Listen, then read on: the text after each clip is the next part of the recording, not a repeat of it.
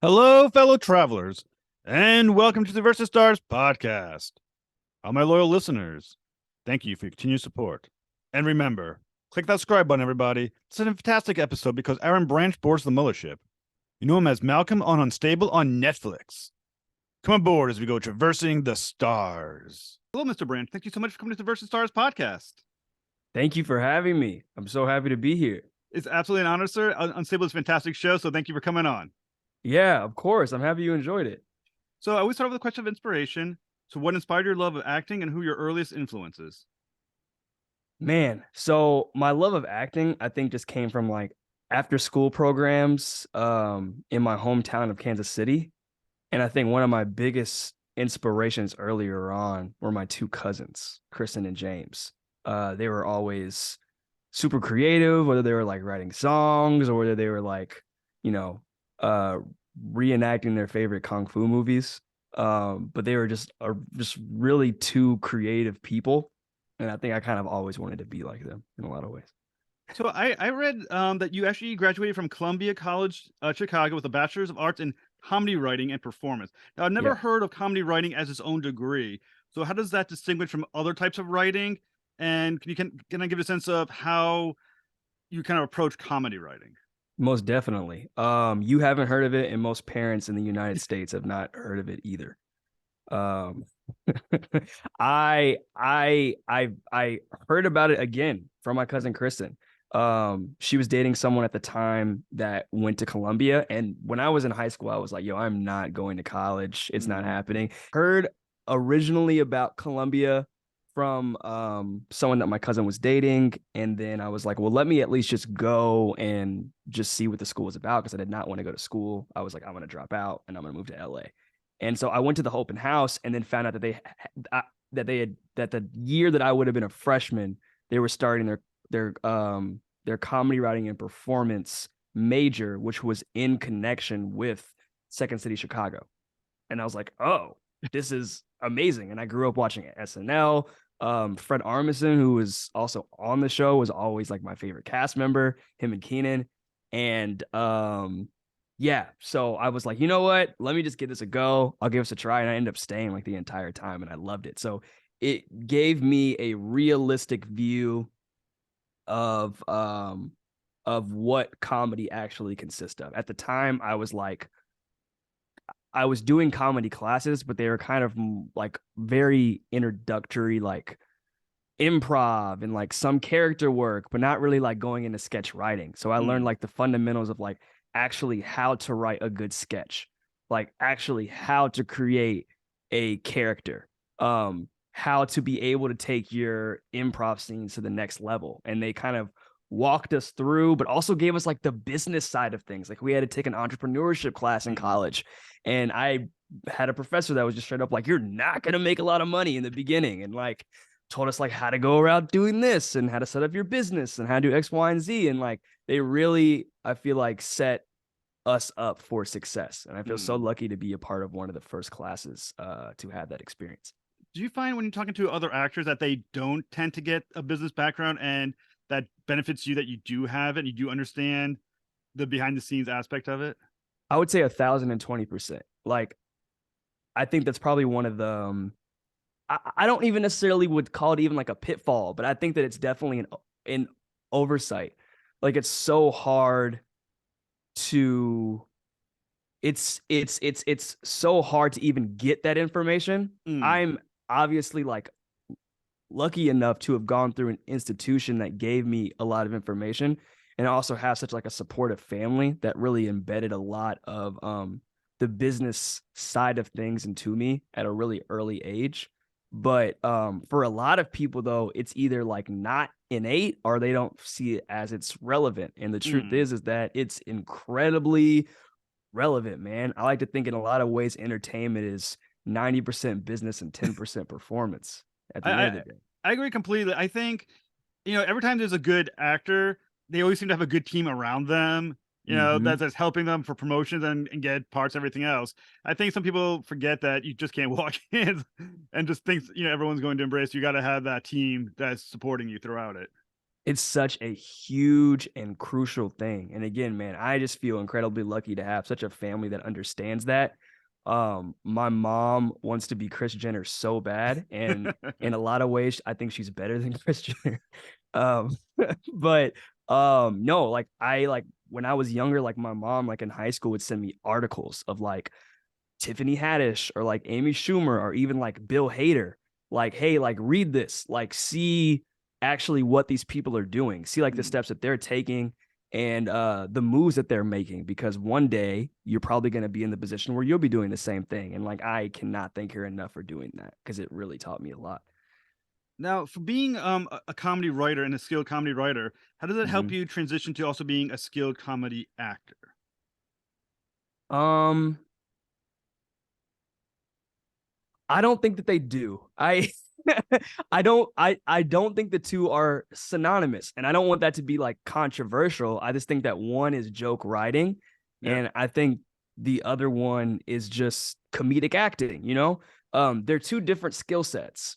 And I don't know who said this quote, and I'm probably gonna butcher the quote, but I'll at least give like the sentiment. But like, you know, there are comedians and there are stand-up comics, you Mm. know? And I feel like a comedian in a lot of ways kind of can fit into that comedic acting bubble a little Mm. bit. It's a general person that makes you laugh. They're really good at embodying a character. They're really good at embodying a feeling that's probably relatable. But a stand-up comic is a really good joke writer, probably a really good storyteller. But maybe oftentimes, and I mean, we've seen time and time again that, you know, stand-up comics actually do have the chops to be, you know, some of the best actors in the world, but there are a really good portion of stand-up comics that don't, you know, have that skill set. And that's not a bad thing, but it really is a skill set. Right. You know, acting is a completely different beast. And I don't, I would, yeah, it's just two different things. I really do Now, think so. now you've got to you're a comedy actor now in as Malcolm in Unstable. So how do you Yeah. get involved with the series and what intrigued you about the show? Man, so my really awesome agent, talk about a really good team, Marisa, sent me the audition probably like around this time last year and auditioned for the show. I got pinned. They told me no, kept living my life. They ended up reaching back out. I auditioned again and I got the role, man.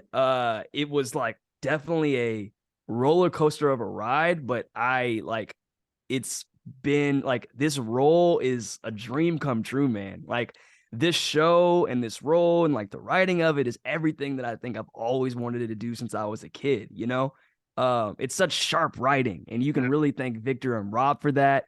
The character is hilarious and reminds me a lot of myself when I was like in my early 20s, like just trying to figure things out in Los Angeles as a project manager and as an assistant.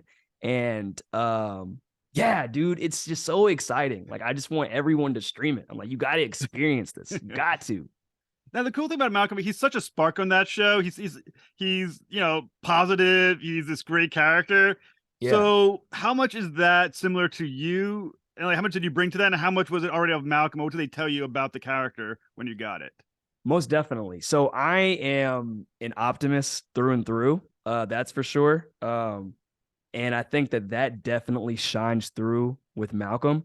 I also, like Malcolm, am jealous of John Owen Lowe because I wish Rob Lowe was my father. Um, I, but yeah, like I kind of mentioned before, also, you know, I was a project manager in Los Angeles. I was an assistant in Los Angeles, and it just felt like I was able to take a lot of those experiences and bring that into a character and execute it in a way that I feel like would be funny for anyone that has at least maybe seen that person in the office before or has been that person in the office before. Because it's a lot of, you know, kissing butt and taking names. Yes. I've been middle management before as well. I worked at Yeah. a assistant manager at a retail store. Now, the Yeah. one important thing is, so he's such a good natured guy and he's so, positive. Can that survive being a middle manager at a place like Those Dragons company? I mean, I don't know. It'll be interesting to see how things play out. I can at least speak from my own experience and say that I was not built for that whatsoever. I was not built for that whatsoever. Like, it's not fun to reprimand people and take away things or give people work. I don't think that was something that's in my personality. But it'll be interesting to see how Malcolm adjusts within the lab, just because he wants it so bad and he wants to do a good job so bad. So, sky's the limit on that storyline. But it'll be exciting to see. I think one of my favorite episodes of the show and my favorite moments of the show is Malcolm when he's with Ruby and Luna and they're doing with the pistachios and he's trying to boss them around. And that's such a great moment of Gracie, and there's a great sequence of scenes that follow from that.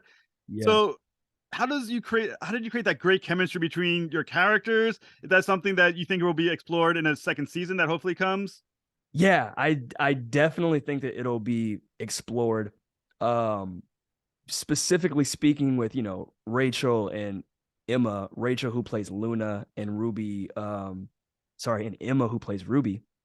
This was kind of all of our first time being series regulars. I had been a series regular before, but the show wasn't picked up. So I'd only done one episode. So this was kind of all of our first really big thing that was about to be put out on a major platform. And I think we really bonded over that. So behind the scenes, we were always giggling and laughing and making fun of each other. And I made a lot of fun of Rachel Marsh, and I'm so happy I did. If you're watching this, joke's on you because I got the last laugh. No, but yeah, we just had so much fun, and I really think that that chemistry really played out well on camera.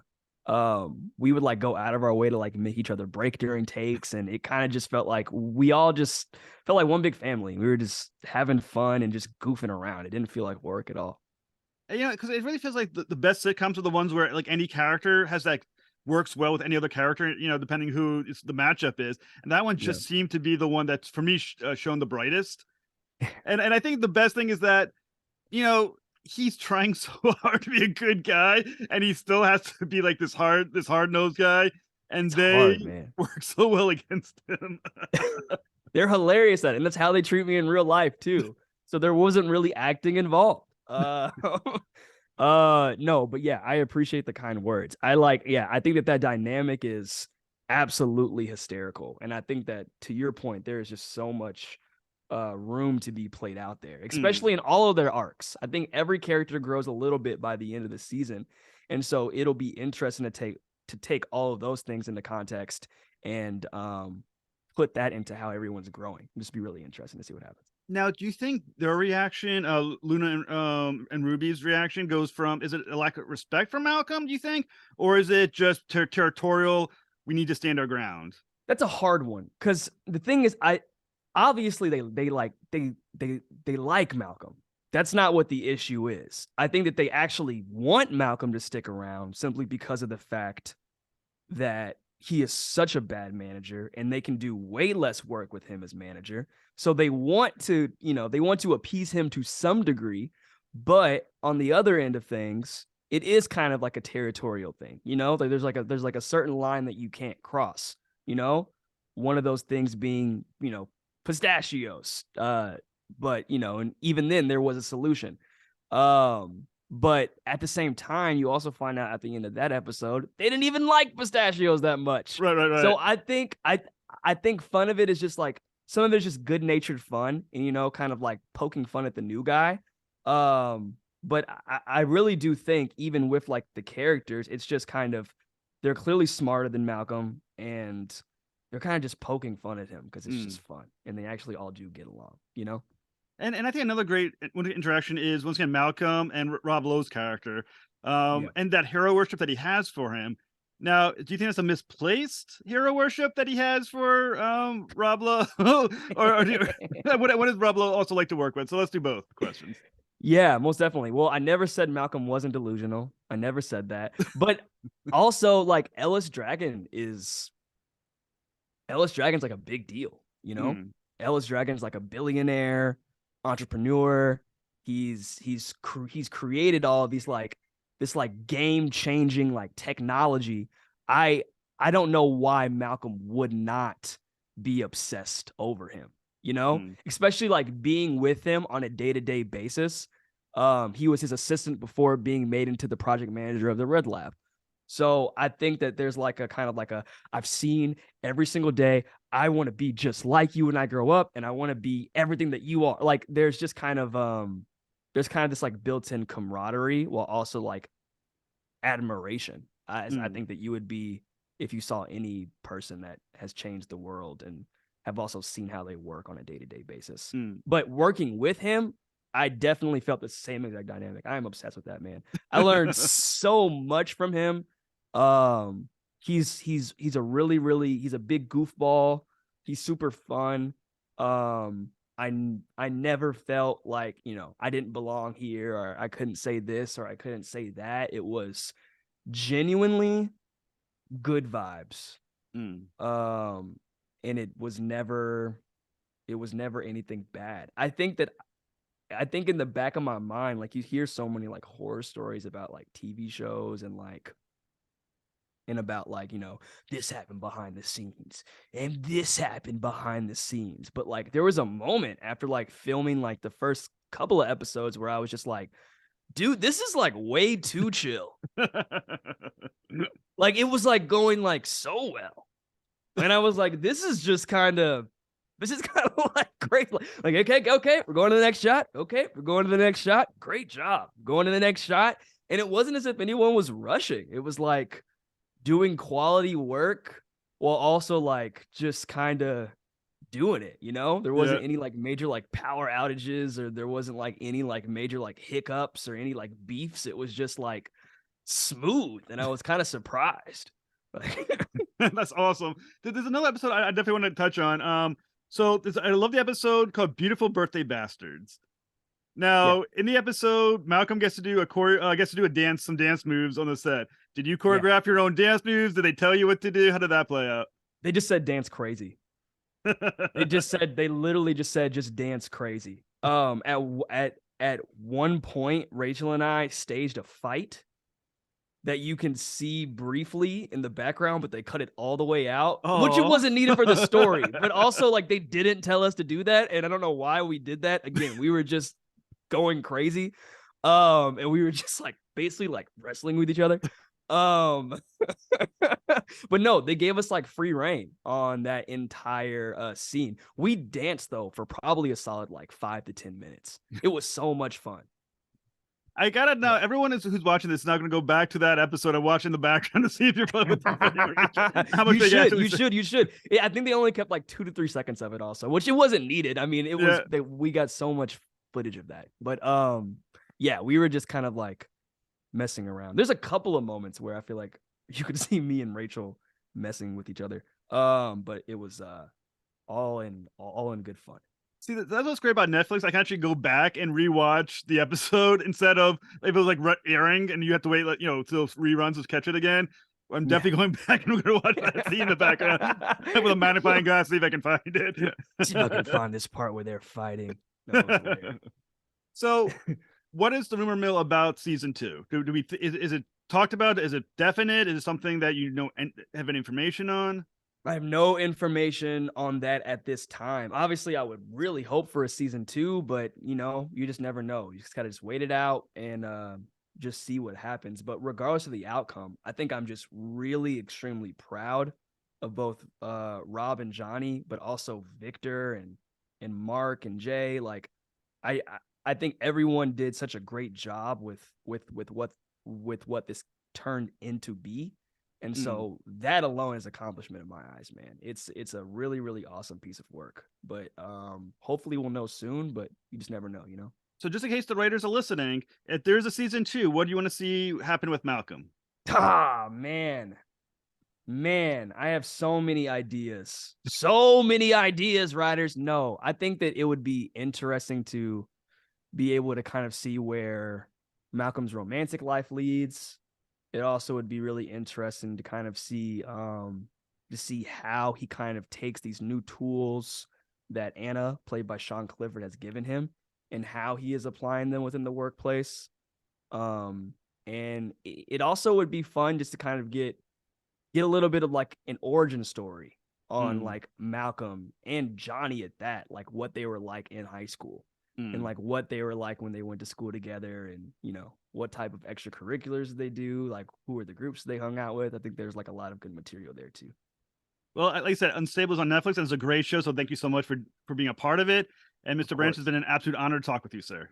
Thank you so much for having me. I appreciate it. And yeah, I look forward to listening. All right, fantastic. Have a great day, sir. Thank you. Same to you.